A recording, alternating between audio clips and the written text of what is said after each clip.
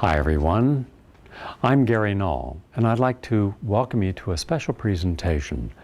This is a continuation of our series on self-empowering, providing tools that allow us to make constructive change in our thoughts and ideas and actions. Today's discussion is on embracing passion. One of the things that I believe we all want more of is the passion. Why? Because passion lets us feel alive. How many times have we experienced something that was so good, and when we think about it, it gives us a tingling sensation? Well, one of the things that you can do is just try to recall all the very positive and passionate feelings you've had and see how do you feel, because if you connect with something that's authentic for you, you'll feel it. You'll feel it in your very chakras and energy places in the body. No matter how long it's been, you'll still feel it. On PBS, there was a series, a very good series, called Doo-Wop. Now granted, many of the singers had lost a lot of the range in their voices, and they didn't look like they once did, but they could belt it out, and we didn't care. Why? Because what they were doing, they were taking songs that we grew up with, and they were helping us reconnect something from our past that we enjoyed with something in this moment. That kind of reconnecting sends off all forms of charges in the brain and throughout our body. Hormones start to be measured differently. Proteins vibrate and react. It is a pleasure sensation. And that pleasure creates a sensation of passion. We want to recreate it. So a lot of what we do each day is try to recreate sensations that gave us very special feelings. Now, to do that in a positive way is constructive. To do it where we sublimate with artificial stimulation is negative. Morphine, cocaine, heroin, crack, alcohol, gambling, a lot of different foods like caffeine, artificial sweeteners, sugar. These also create pleasure sensations, but unfortunately they lead to negative consequences. But we become addicted to the sensation of how we feel. And one of the things that we're not used to is not having a feeling that we have some control over. When you spend a Saturday and you're watching television and you're connected to the energy of what you're seeing, like a football game or basketball game or baseball, there's a sensation, it gives you pleasure, and there's a passion that allows you to look forward to it. In fact, all week you can think, gee, I may not like what I feel now because I'm doing work I don't necessarily like, I'm not connected to it, but I can't wait till the weekend when I can take it easy and I don't have to perform and I can chill out. And so then we start looking for ways that we can create connections.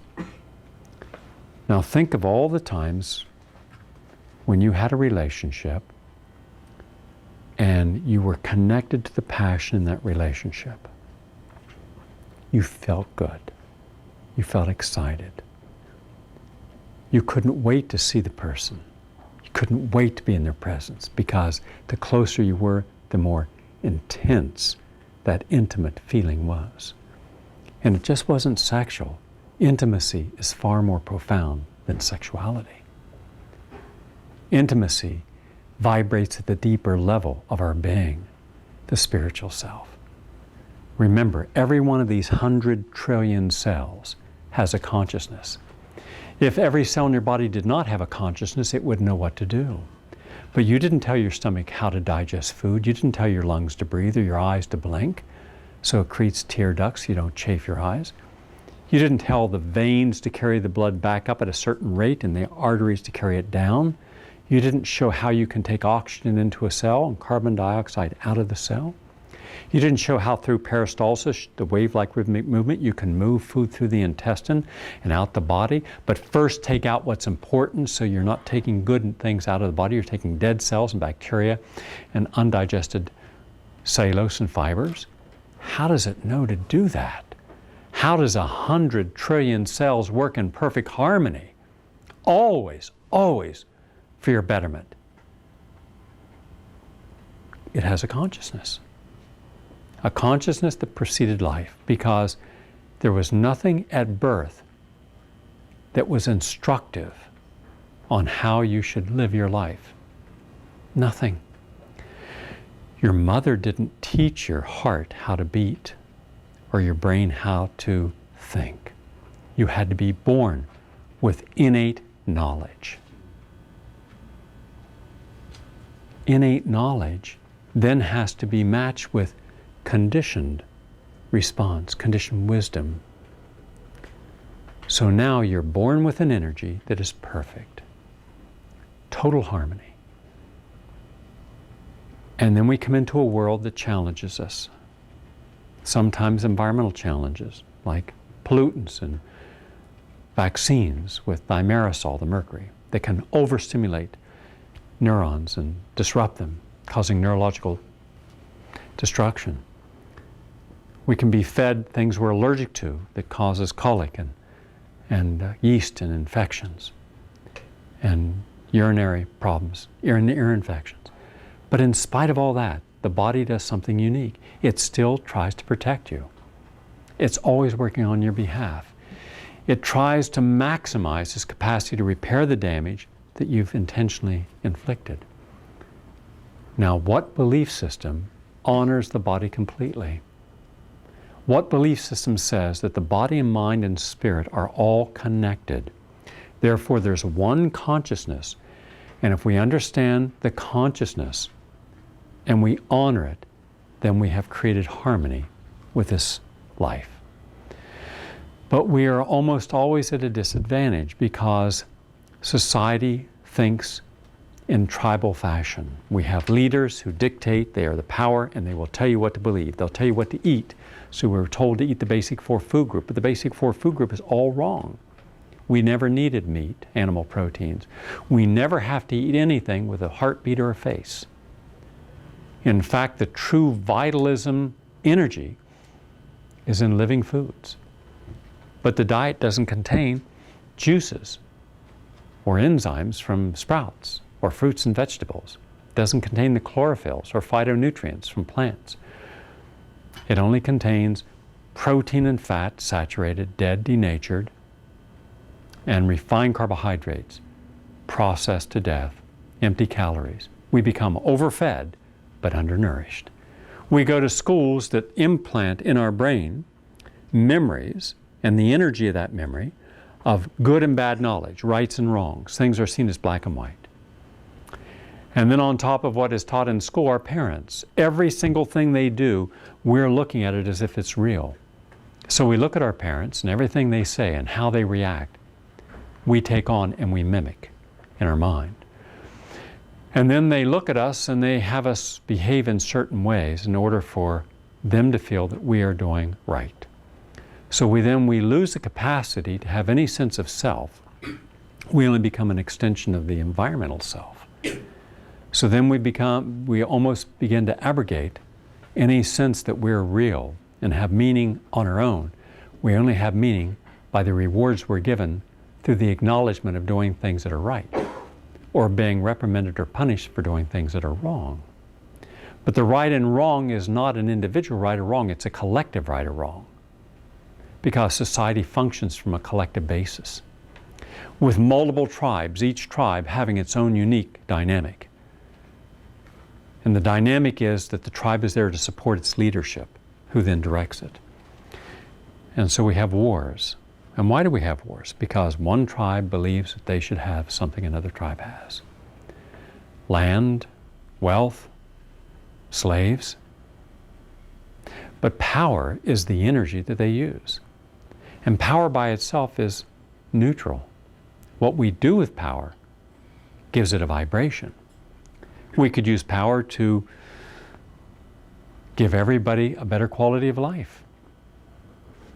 We could have wonderful homes built throughout the country, whole communities for senior citizens, where they have organic gardens and they have animals for companionship. They have centers where they can continue to be there, and their skills that they use throughout their life can now be channeled up over the internet and video conferencing so that if there's a troubled teen in a city, they can go in and say, I'm troubled, and what trouble they have, I'm having conflict with my peers, and they type in conflict with peers, and that automatically goes to every senior citizen center in the world where there's a senior citizen expert in conflict resolution with peers. And now you have the wisdom, the great mind with the compassion and love willing to help you with your problem. You combine the energy of a senior with a youth. You create a connection. Think of what we could do. We have the technology, we have the seniors, but instead of allowing them to still be connected, we disconnect them. Put them on retirements, pensions, in communities, assisted living, nursing homes, hospices, or sitting alone and lonely and disenfranchised and invisible. They didn't do that on their own. We did that because we don't recognize them as unique to the tribe anymore. But there are tribes that the older you get, the more important you become. Look at the Latino family. Look at the Italian family. The older you are, the more important you are. You're not excluded. You're still loved and revered. But where I grew up, that's not true. It was very practical. You weren't thrown out, but no one sought you outside of a holiday to acknowledge you. And nobody really wanted to be around you because you no longer had anything you could communicate. You couldn't connect. You thought you were more happening, more hip, more aware. They're kind of old. That's how energies can separate from one another. So we no longer have the whole of life. We have taken a part out of it and put it aside. And then we say, but hold on a second. You're black. We got to take that out because the whole doesn't recognize the uniqueness of individuals. They've separated it. And you're poor. We take that out. You're not educated. You take that out. You don't have the right job. We take you out. You don't have the right background or parents. We take you out. And lo and behold, we started to take the whole and break it into pieces and separate it. And then it's substantially refractionalized after that until one day we wake up and we no longer have anything that's whole in our life. We're just holding on to little bits and pieces and trying to make the piece represent the whole. But it doesn't. It's not authentic. So no matter what we do with this piece, it never makes us feel complete. So we start looking for something to give us that energy of when we did touch, and we all touch multiple realities at some point and recreate it. So we start looking for the answer over there. So everything becomes an external journey out. So we start looking for the answer to our pain that we may suffer in silence or only to our friends. And we start looking through therapies or through eating, gambling, television, working, busyness. But we know we don't feel good when we're sitting alone doing nothing. We need to be motivated to do something.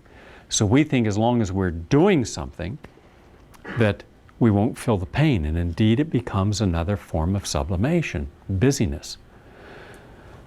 Keeping busy. Now the trick is, how do you keep busy doing things that really are meaningless to your essential well-being? They're not essential to you. But you've got to make it seem like your busyness is important. But at the end of the day, you've just wasted a lot of life. Well, one way you can do that is try to convince the people around you that you're serious about seeking the truth. So you're out there seeking the truth, trying to fill the void with something meaningful. But you're taking the mind that created the void into the void and trying to find wholeness in a void. It's not going to happen. The mind that creates a problem cannot be the mind that solves it.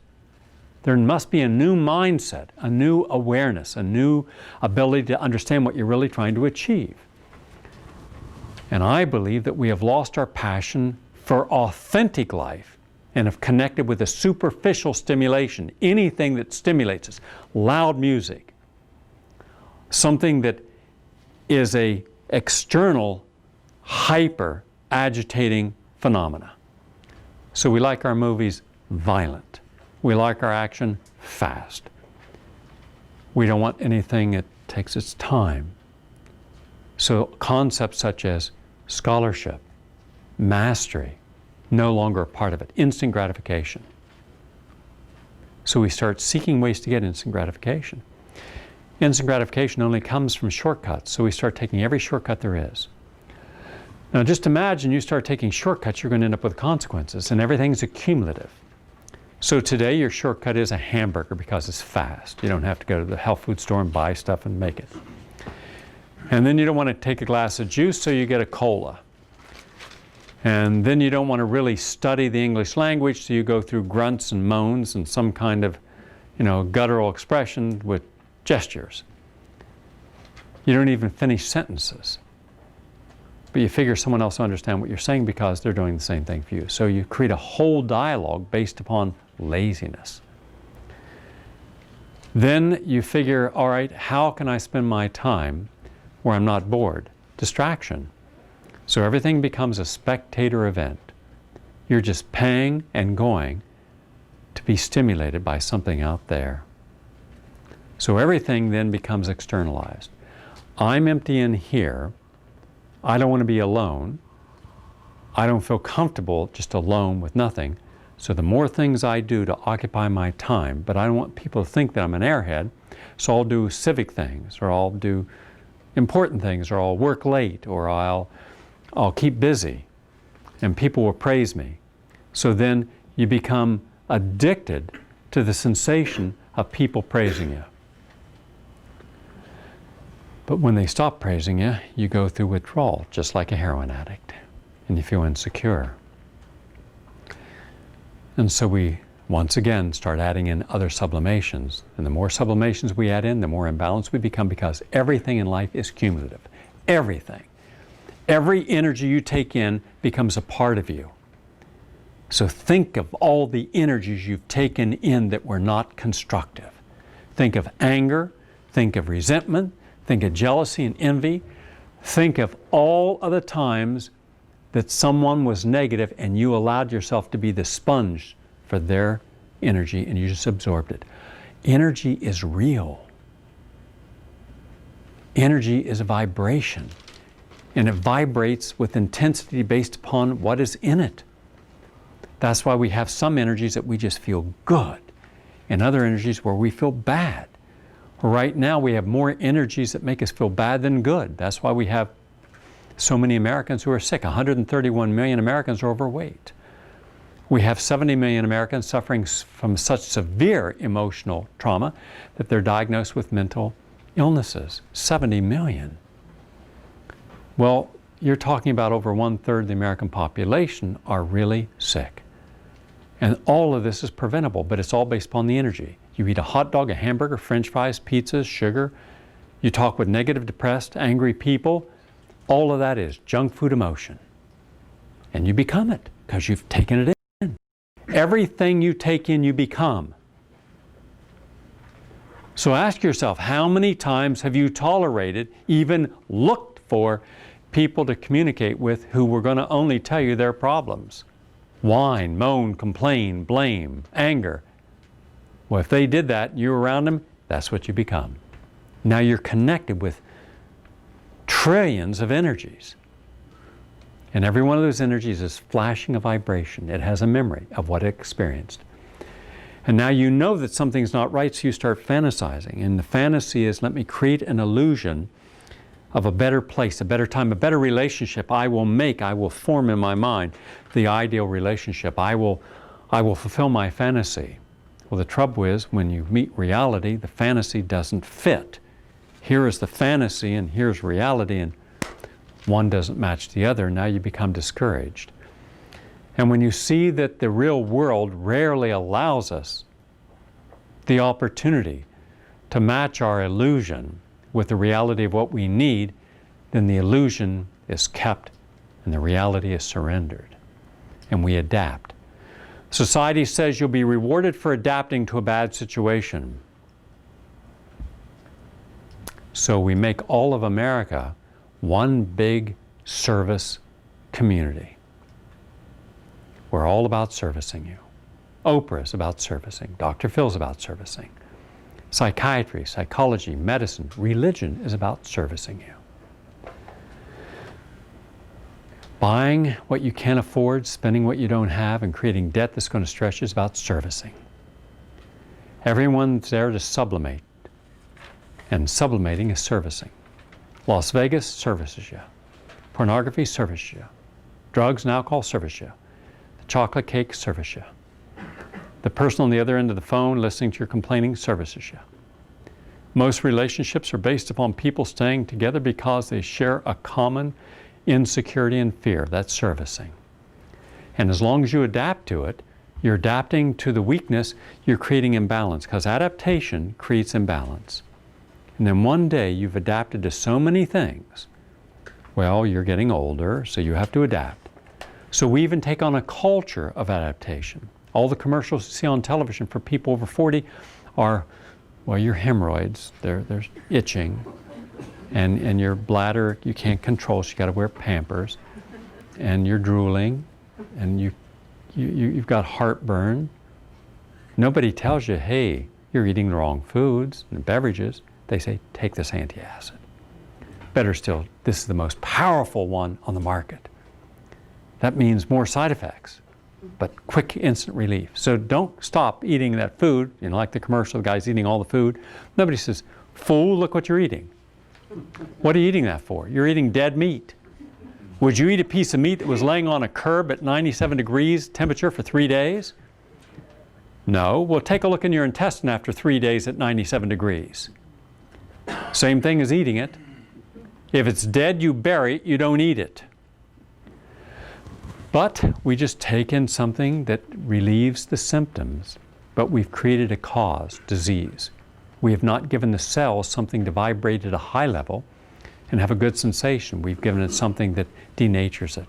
The cell is crying out, connect me with something that's authentic. And instead, we put in something that causes more disease. But it's slow and progressive. How can we change this? How can we get back to what's authentic and get our passion for life back? Our passion to explore, our passion to experience, our passion to allow the wonderment of life that each day we wake up and say, wow, what can I experience today that is new and original today? Because if you don't, all you have tomorrow is today repeating itself endlessly. And your pain is just a repetition of yesterday. Your insecurity, yesterday. Your judgment, yesterday. Looking at people from the eye of a person who has been fractionalized, yesterday. And then we exclude those people. So think of all the people we exclude who could be a wonderful part of our life because we're carrying on yesterday's activities as if they were still important today. You have to recreate your life every single day, all new. And to do that, you have to realize you are not the same person. Everything's changed. Your cells have changed. Everything's changed. Your biochemistry is changing. It's just we only see it in quantum effects.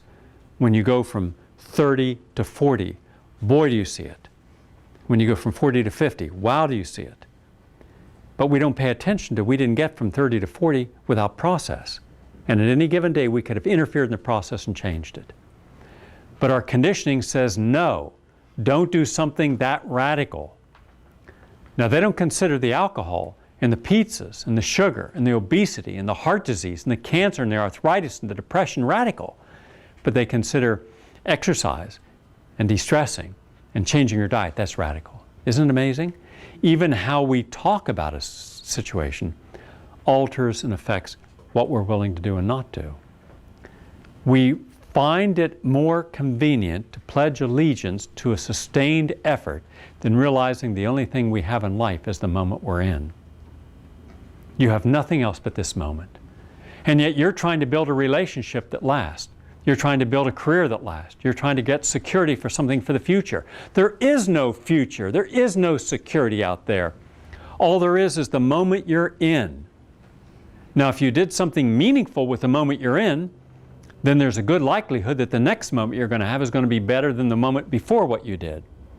So if I decide to make positive choices right now, That allows me then to know that tomorrow my choices will not be necessarily burdened by all the things I did wrong. So if I exercise today, my body's going to show it tomorrow. If I eat right today, my body will show it tomorrow.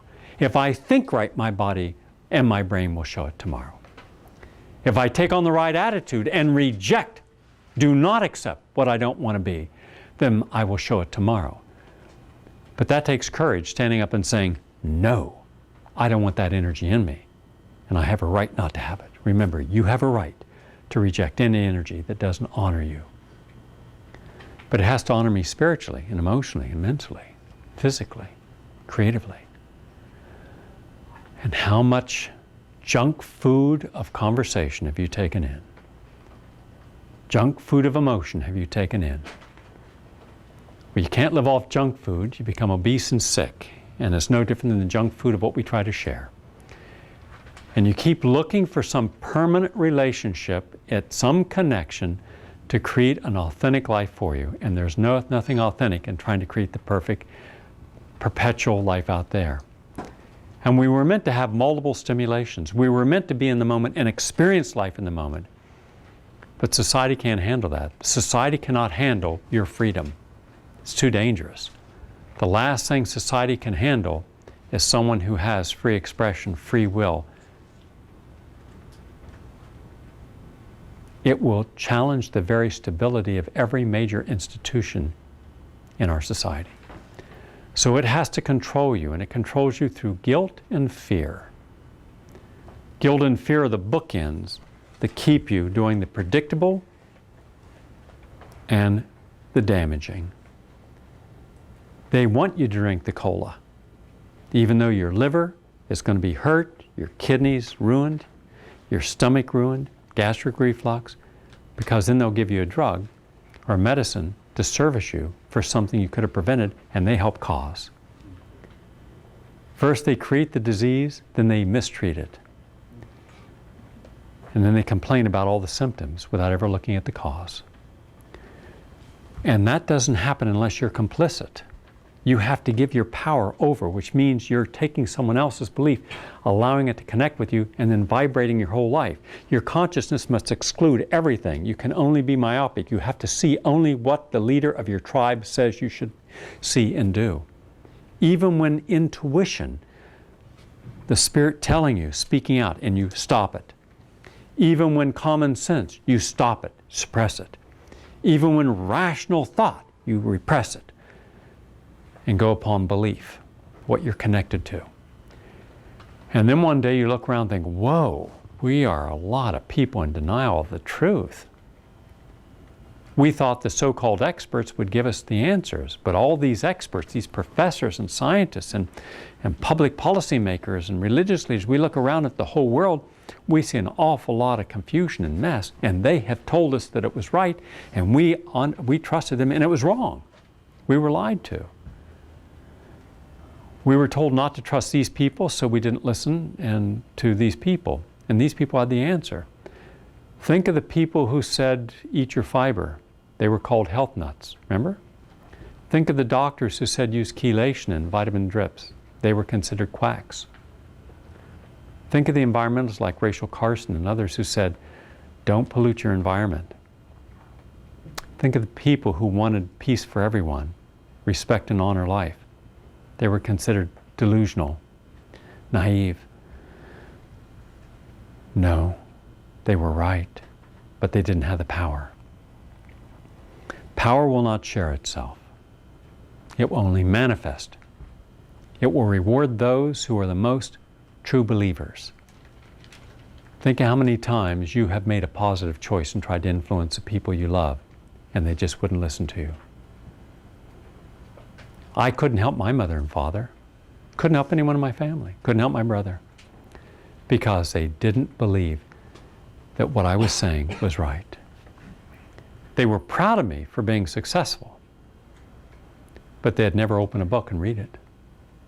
Because their belief system wouldn't allow them that freedom. Because after all, if they believed in me, they wouldn't have smoked or drank. They wouldn't have eaten meat, not exercised. They would have lived differently, and they'd still be alive. So my belief system that I grew up with killed my parents. But it kills everyone. And that same belief system makes you feel that you need a relationship in order to be whole and happy and healthy. And now the only relationship you should have in life that's meaningful is with yourself. Because that's the only one you're responsible for, that you can have a positive influence on. Then, if you're able to meet other people who are themselves in balance and working their own dynamic, then you can share moments, and all you have are moments. And when you share a moment and you find that passion and that excitement and that feeling generates, you're going to be remembering it and recreating it. And part of what you're going to want to do is do it over again. And you know the problem when you want to do it over again? It's never the same. And now you're questioning it. Didn't feel the same. And then you start wondering, why isn't it the same? Well, because it's not the same. This moment's not the moment that was yesterday's moment. You can never eat the same meal twice, even if it's the same recipe. Everything changes. And we want to recreate all those previous moments. So most of our life is spent trying to recreate something to give us a sensation that we really enjoyed. But we can't.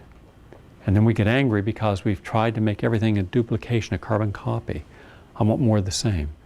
And the only thing that can come close to it is an artificial stimulation, because that doesn't change.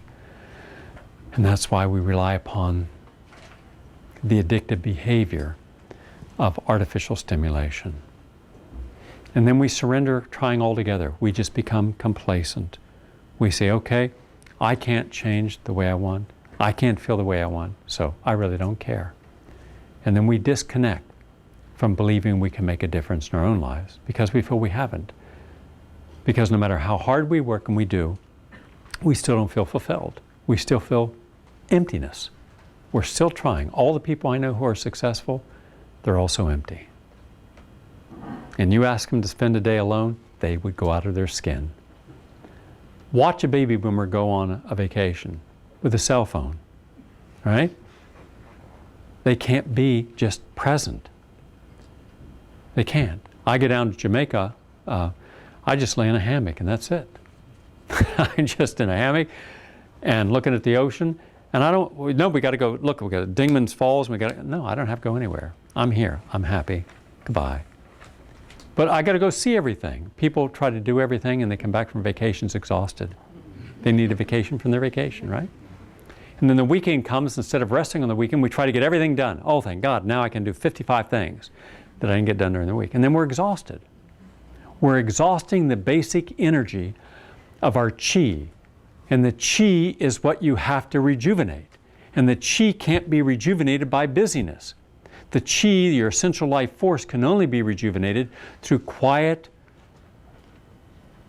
reflective, contemplative stillness. You have to just be alone, be with nature, then you rejuvenate. And yet we're running out to do yoga, and then I'll do meditation, and then I'll go get my wheatgrass, and you're exhausted at the end of the day. In an effort to be happy, you end up exhausted. Looking for more of what you once had, as if that's going to fill you up. So let's take some steps in our journey. Let's see what we can do to bring us a little closer to living an authentic life. Even if we go through pain, remember, the more that you resist changing, the more you fight the changes you should need, the greater your pain's going to be. Pain doesn't come from change. Pain doesn't come from make a positive choice. Pain comes from holding on to the old choice and trying to let go of it. It's like ripping your skin off, letting go of some of these old habits. And that's where pain comes from. Being in the moment, there's no pain. There's no confusion. There's no stress. You're just in the moment. You're not judging it. And what you're not judging, you can accept, and it's in the moment. Accepting being in the moment allows you to be present for your own experience. But we're bringing a judgmental mind to all of our experiences. And if we don't have our mind, we're asking other people, I did that, what do you think? I don't know, why'd you do that? I don't know. How do you feel? I don't know, how should I have felt? What'd you feel? It's like the presidential debates. Who do you think won? I don't know. Who do you think won? I don't know. What did you think of it? I don't know. Let's ask an expert. They don't know. I don't have to have anybody tell me what I like. I don't need an interpreter. I'll experience it for myself and I'll make my own judgment. And I'll stay neutral till I do experience it. I'll let the experience dictate whether I liked or didn't like it. I don't go to a movie because a critic says go to it. I go to it, I experience it, I either like it or I don't like it. You know, it's that simple. I'll try a recipe, I'll like it or not like it. If I don't like it, I'll try to change it until I do like it. I'll master it. And repetition, mastery. Repetition, mastery. We have lost the capacity to master the energy. And without mastery, we don't go forward. That requires discipline. And it requires confidence to be in the moment. And then one day, if you are willing to have discipline and mastery and combine your passion to drive it, the fuel to drive it is passion, then one day you wake up and you're really more open. You're way up here in openness. Your whole life is changing for the better. But if you don't do mastery, and if you don't have that discipline, if you don't focus upon what's essential, if you don't take that inner journey, nothing's going to change. It's going to be positive, just more of the same. So here are some questions I'd like you to focus on. Do you have awareness but no passion? A lot of people can talk you to death about anything. They can even talk you to death about emotions. But they have no passion. Because their passion is inside of a box, and the box is surrounded by guilt and shame, fear and insecurity. So how do you open the box if it's totally protected by beliefs that have been forced upon us that we've accepted as real? If you don't open the box, your real passion will never be explored. So we play a game. We play the game that my emotions should equal my reality. Let me tell you something, your emotions are almost never real. Almost never real.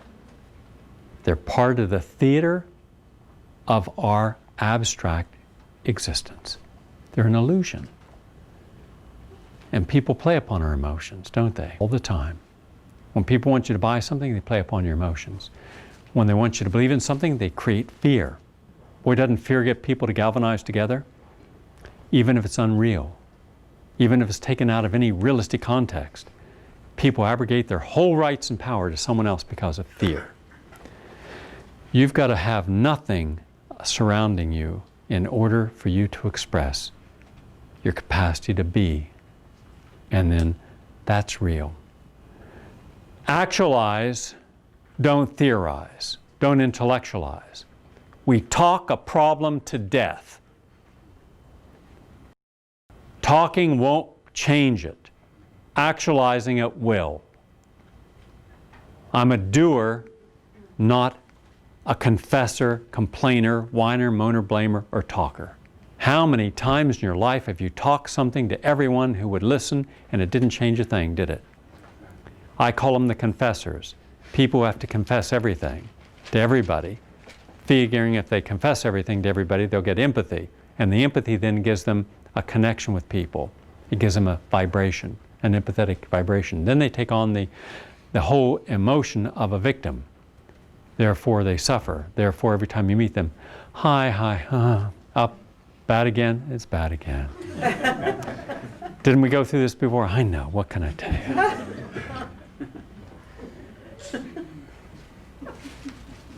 And it's a game.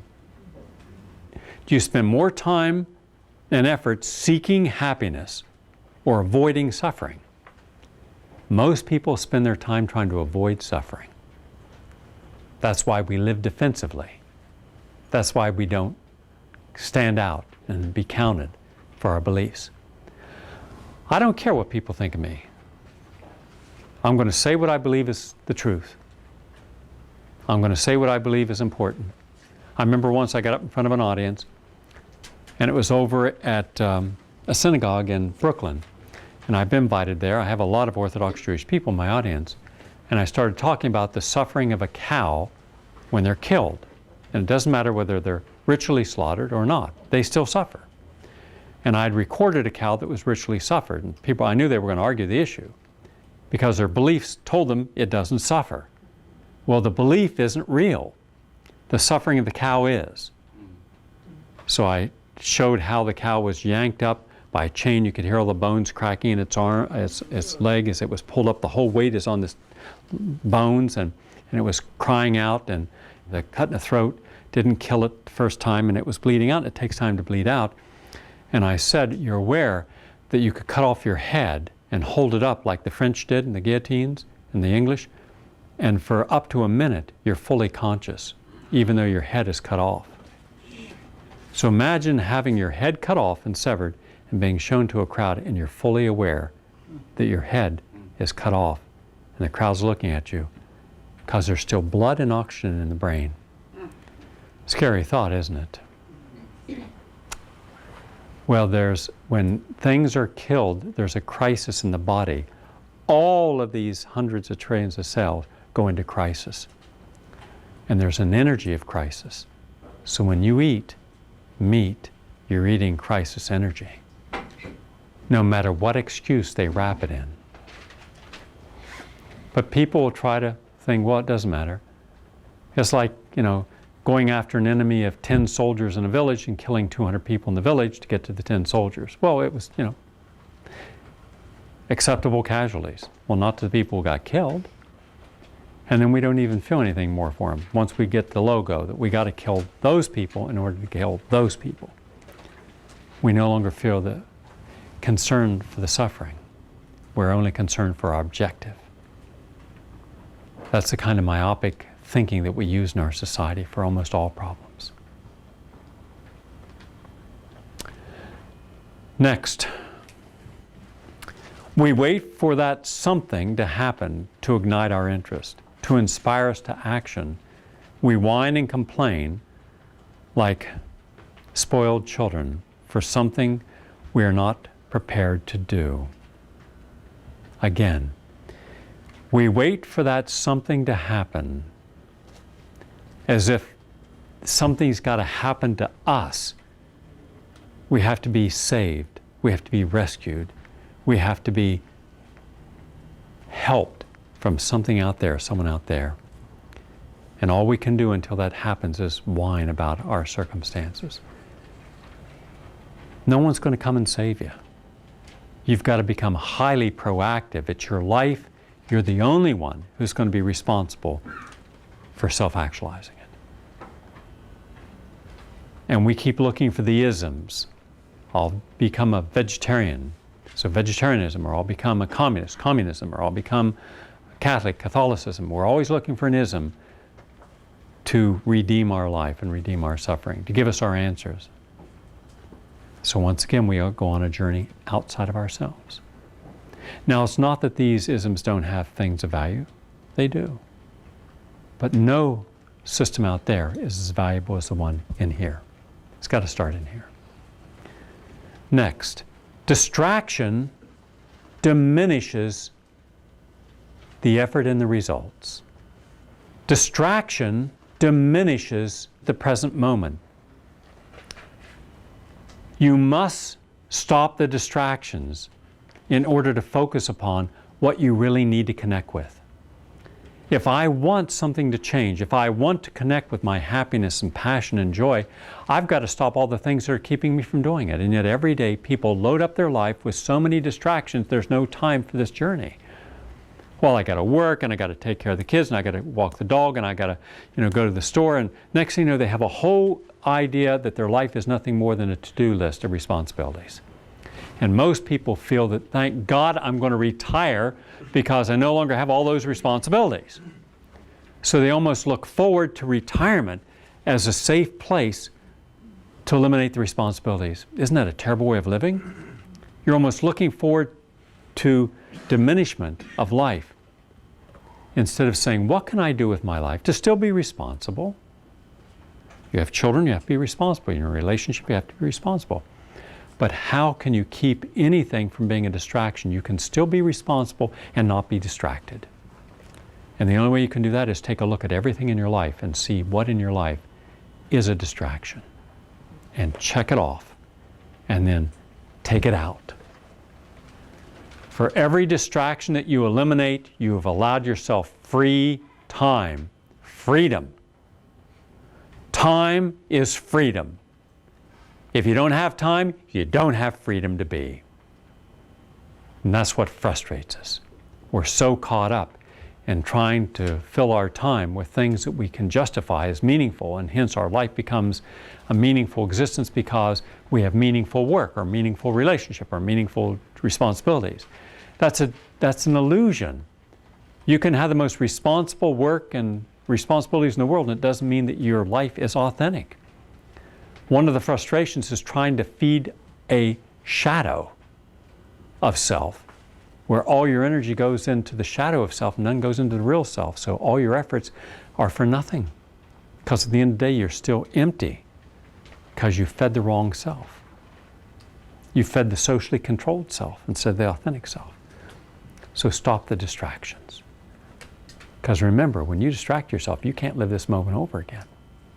Next, do not allow others' narrow view and limitation to become yours.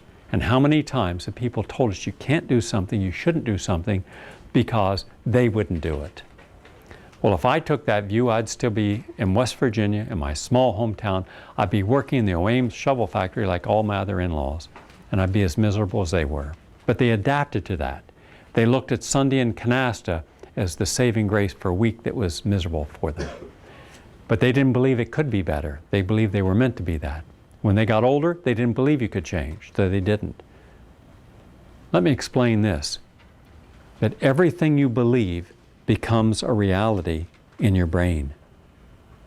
And that belief, positive or negative, can manifest in health, happiness, or sickness and disease.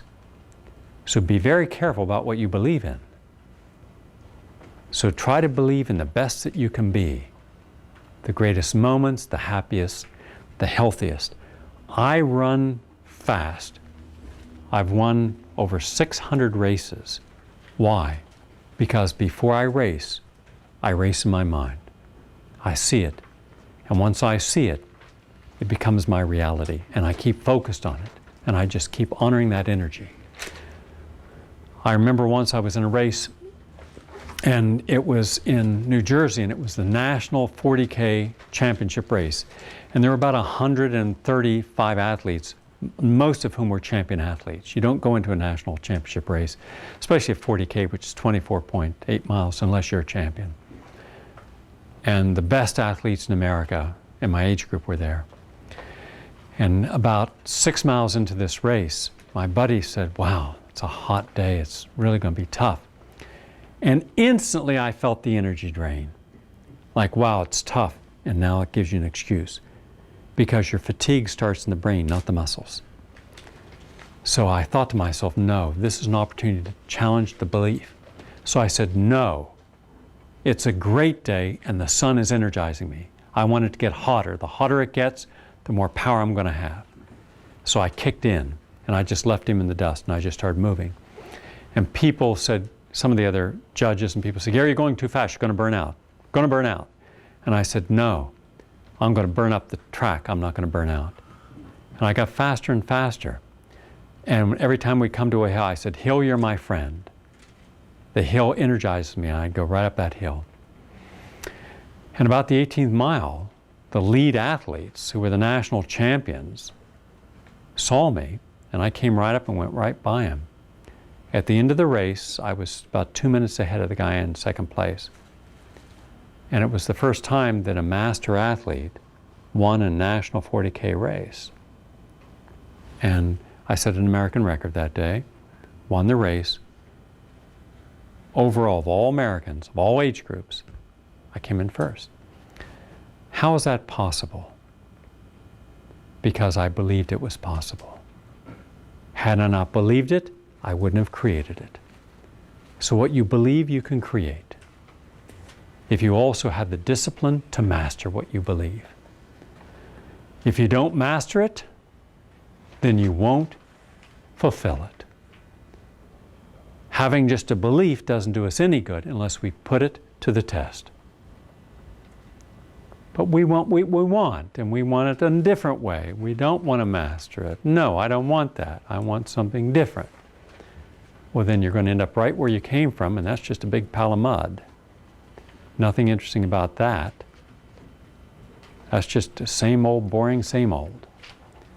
And everything I've ever done in my life, I've done against the odds of it happening. Because I put my mind to it, and with that mind, I allowed the energy to become a reality, and the reality in my cell and the reality in my energy became the reality of what I actualized.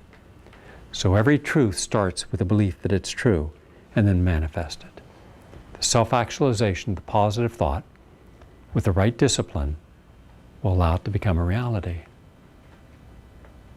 And when you believe that you can survive, you can.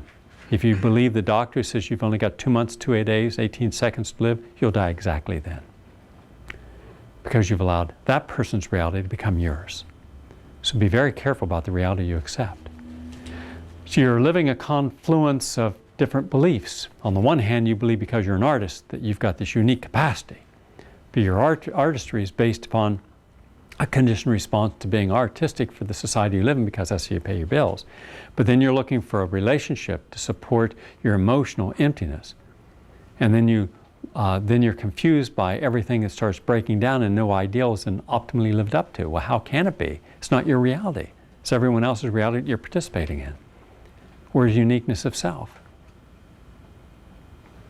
That's why to be thin, you have to think thin. To be healthy, you have to think healthy. I just did my pedance in there, and I have 2% body fat. At 180 and 6'2", I'm 2% body fat. Why am I not 20% body fat? Because I choose not to be. That's a choice. And I have to keep visualizing what my ideal body should be. I want my mind to be able to create, not be passive. So I choose not to watch television. I choose not just to sit around and listen. I choose to be active with what I want to create. How do you think I wrote 80 books and 500 articles and 100 videos, 16,000 broadcasts, counseled 50,000 people, done 2,000 lectures? How do you think that happens? Because I don't distract myself. And I believe 100% in me when no one else did. I came from a poor background. Poor. Real poor. But I didn't believe I should stay poor. And I didn't think poor. And I didn't think victim. And that's why I can be so generous with my time and my energy. That's why I can counsel people for free. I've never charged a human being a nickel for counseling. Who else do you know in America who would be the most famous nutrition and health authority would not exploit that to get the maximum dollars? Everyone you know would exploit that. Everyone has exploited that. Chiropractors exploit it. Anybody who can. As many patients, as much money. All right? The idea in America is if you've got something, exploit it. What if instead of exploiting it, you want to give it away? Well, then you're stupid. No, you're not stupid. Because you're not afraid of loss, and you don't believe in shortages. And you're not motivated from fear. You're like a river to the people who need you. You never stop flowing with the energy. But people think, I can't do anything. Well, what's in it for me? What's in it for me? I got to take care of me. Then you get the insecurity and the greed. I can't give it away. It's worth something. And then we start bartering value. So the person that's most famous charges the most. And then everyone else who's not famous has to pay what they can't afford.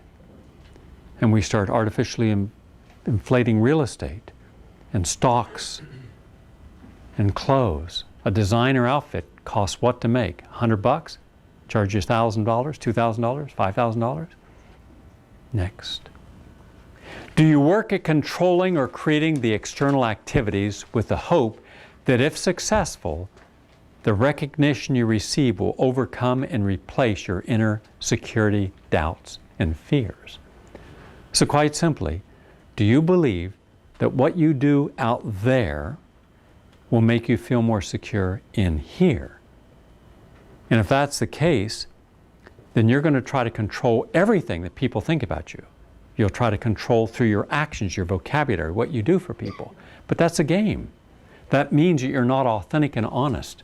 It means that you're trying to put on an image because you want to control the reverse image that people see of you.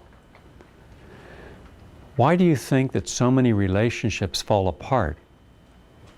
It's not that anyone changes. People don't change as such in a relationship. It's what they reveal that you didn't know at the beginning. And the more comfortable someone becomes in a relationship, the more they're willing to reveal about who they really are. Or we discover who they really are. And then we find ourselves, whoa, I didn't know this was there. Now you got to try to adapt to it and handle it. And then one day it just becomes so overwhelming in the negative, you just say no, and you let go of it. But before you let go of it, there's a whole lot of whining, complaining, blaming, moaning, a whole lot of doubt, insecurity. But part of our redemption comes through suffering. And the more we suffer through working on something, the more people appreciate us.